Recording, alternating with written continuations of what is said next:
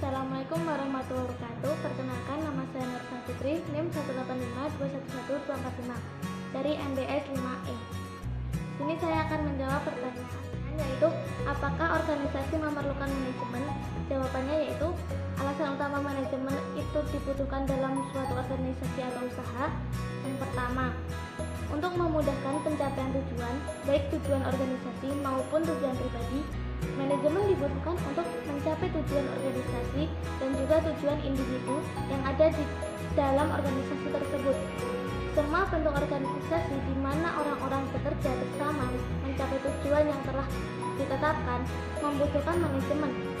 Manajemen diperlukan organisasi agar usaha pencapaian tujuan menjadi lebih mudah. Ada 4 tujuan manajemen dalam sebuah organisasi. Yang pertama yaitu tujuan sosial.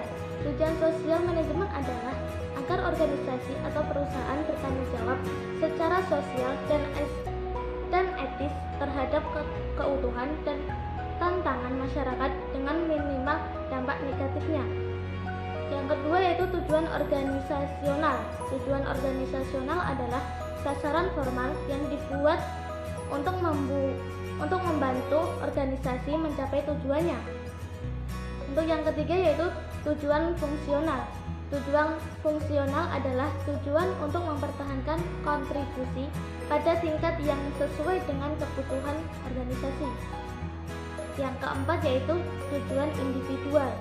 Tujuan individual adalah tujuan pribadi dari setiap anggota organisasi atau perusahaan yang hendak mencapai melalui aktivitasnya dalam organisasi. Ada tujuan tertentu betapa pentingnya kemampuan mengorganisasi bagi seorang manajer. Suatu perencana yang kurang baik tetapi organisasinya baik akan cenderung lebih baik hasilnya daripada perencanaan yang baik tetapi organisasi tidak baik. Secara ringkas, unsur-unsur organisasi yang paling dasar adalah 1. Harus ada wadah atau tempat untuk bekerja. 2. Harus ada orang-orang yang bekerja sama. 3. Kedudukan dan tugas masing-masing orang harus jelas. Yang keempat, harus ada tujuan bersama untuk mencapai tujuan. Keberhasilan suatu kegiatan atau pekerjaan tergantung dari manajemennya. Pekerjaan itu akan berhasil apabila manajemennya baik dan teratur, di mana manajemen itu sendiri merupakan suatu perangkat dengan melakukan proses tertentu dalam fungsi yang terkait. Maksudnya adalah serangkaian tahap kegiatan mulai awal melakukan kegiatan atau pekerjaan sampai akhir tercapainya tujuan kegiatan atau pekerjaan. Pembagian fungsi manajemen menurut Dalton tahun 1990 dalam manajemen Principles and Management, fungsi manajemen terbagi menjadi 1. Planning atau perencanaan, 2. Organizing atau pengorganisasian, 3. Controlling atau pengawasan. Alasan yang kedua yaitu untuk menjaga keseimbangan di antara tujuan-tujuan yang saling bertentangan.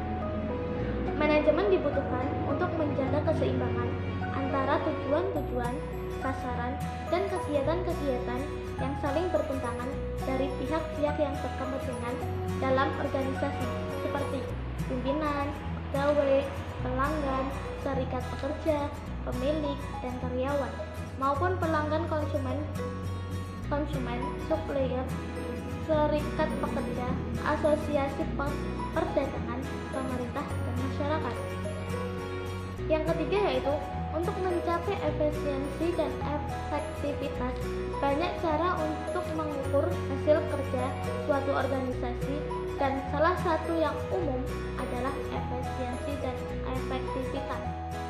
Yang keempat yaitu efisiensi adalah kemampuan untuk menyelesaikan suatu pekerjaan dengan baik dengan perbandingan antara sumber daya yang digunakan berdasarkan perhitungan rasio atau perbandingan terbaik antara output dan input atau output yang dihasilkan dalam proses dibandingkan dengan input yang masuk. Singkatnya, makin besar output yang dihasilkan dan semakin kecil input yang diperlukan, maka semakin efisien. Jadi, seorang manajer dikatakan efisien apabila ia mampu mencapai hasil yang lebih tinggi dibanding dengan masukan-masukan yang digunakan. efisiensi organisasi mungkin lebih mudah terjadi jika ada keterlibatan warga negara dalam kerja pemerintahan. Efisiensi menghendaki adanya mekanisme rasional dalam organisasi, sedangkan sebelum pejabat memutuskan sesuatu memerlukan informasi yang lengkap. Benarkah ini sudah terpenuhi? Dan benarkah bahwa keputusan itu sudah mengakomodasi kepentingan organisasi dan kepentingan partisipan? Efisiensi menyangkut pertimbangan tentang keberhasilan organisasi pelayanan publik, mendapatkan laba, memanfaatkan faktor-faktor produksi, serta pertimbangan yang berasal dari rasionalitas ekonomis. Apabila diterapkan secara objektif, kriteria seperti likuiditas, solvabilitas, dan rentabilitas merupakan kriteria efisiensi yang relevan. Efisien jika output lebih besar daripada input, hasilnya lebih besar daripada pengorbanan.